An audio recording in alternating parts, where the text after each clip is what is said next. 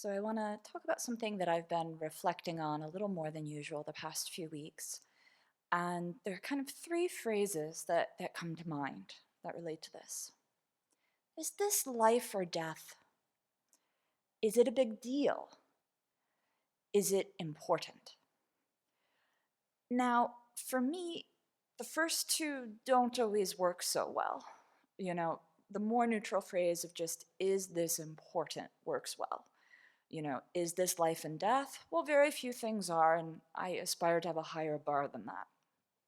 So, the other thing that I thought of in terms of the different versions of this phrase I've heard, which I can't recall ever hearing it here, luckily, is, oh, you care so much, or you care too much.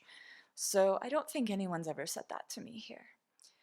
So, thinking about things being important, or are they important? There are two extremes that I see my mind can go to, or probably anyone's mind can go to. One extreme is apathy, of really sitting back and looking at things, whatever they are, right? Whether it's our practice, whether it's our service, whether it's all of the activities that people engage with in lay life, and deciding that actually, in the grand scheme of things, none of this is that important. And so that's kind of like a nihilistic side of things, right? That's one extreme. That's not the extreme I tend to go to. Um, the other extreme, I think, is effectively anxiety. And I can see how that plays out even in my life here. So thinking about offering service and asking, for a specific service activity, is this important? Is it important to fix the phone system immediately if 3CX has a problem? Yes, because someone might be having a dharma crisis and be trying to call the Abbey, and we might be really important to, helping them stay on the path or save their life or something. Venerable Samten deals with all sorts of these calls. Or what if the internet goes down? So similarly, we are planning all sorts of things constantly. We need to send emails, we need to receive emails. Sometimes there's teachings we need to stream, and people depend on our teachings. Or the garden. It is so important for us to use our Sangha resources well. We already have all of these seeds and, water and dirt and sunlight. And it is such terrible karma if we really just waste Sangha resources. So yes, all of my offering service is very important. Let alone the fact that if I'm late in making a bank transfer, we might have a late fee of, $1 or $2. And if I don't actually move the funds from one account to another as quickly as possible, we'll lose a few cents of interest. So critical, again, Sangha resources. So then there's my practice. So is it important to have perfect concentration? Yes, we've learned that, samadhi and all of these things that happen after it, I made a very long spreadsheet, these things are critical if we actually want to progress on the path and become Buddhas. And this is important to do as soon as possible because people are suffering and need the Dharma. And for reasons that still are a little confusing, I'm the only one who can help them as a Buddha. So what about all the purification I need to do? This is important. I have had countless past lives where I've engaged in all types of negative actions. I have no idea what karma is there that could ripen in my next life of being some sort of despot or, a cricket or, being in the hell realms.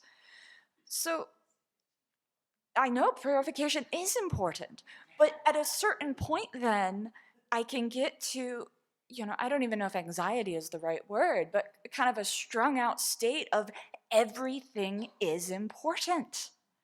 Every single aspect of our practice is important. Every single aspect of offering service is important. And study, I won't even get into study.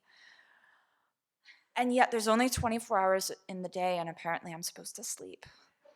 So it's tricky in that I can do a reality check with myself on any one of these, and I can see that really one of my obstacles is just lack of knowledge.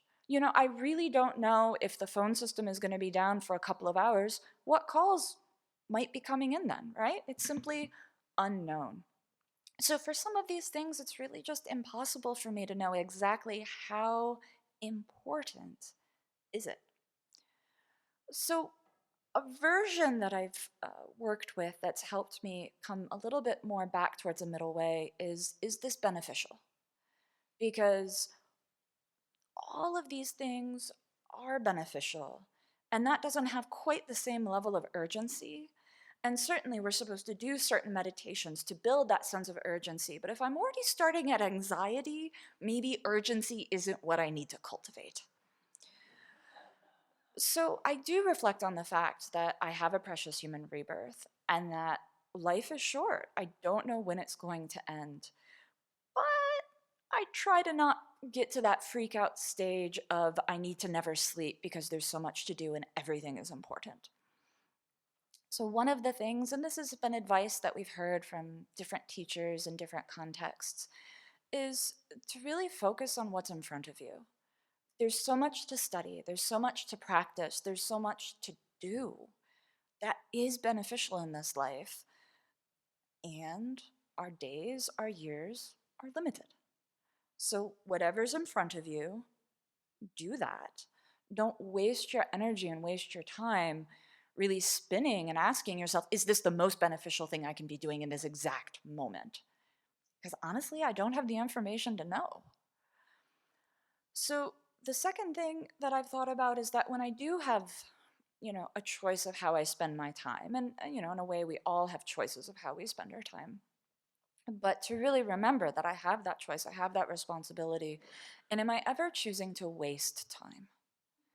And this is something that I've been trying to catch a little bit more when I basically stop and go, wow, I'm sitting in meditation and right now I think I'm wasting my time. Not in that meditation in general is wasting time, but that I'm letting myself daydream, or I'm letting myself just be sleepy and spaced out. Or I catch myself sitting at my desk watching, looking at some news that's really not that important. So I can at least say, okay, my life is short. Let me notice when I'm really not doing something that's beneficial. And lastly, to kind of try to prioritize a little bit is really thinking about preparing for death. And this is something that struck me. I think, Venerable Dantra, you gave some BBCs related to this, I don't know, years ago. But it was something that struck me at the time. And to again see that there's so much I could be doing in my practice, and so much I could be focused on in my study, and so many questions that I could be asking during every single teaching. But what is important? Actually preparing for death. And part of that is certainly purifying and watching my ethical conduct. So, okay, that's the foundation. And then, yes, cultivating merit.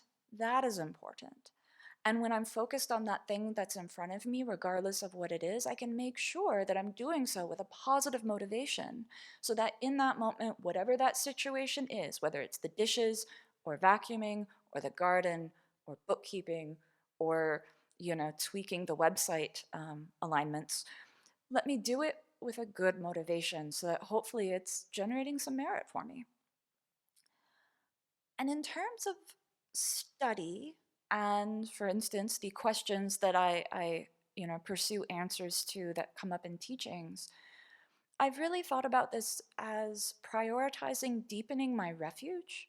There are certain questions that really do kind of cause me some issues and, start to push me a little bit into doubt. So it's like, okay, let me work on those.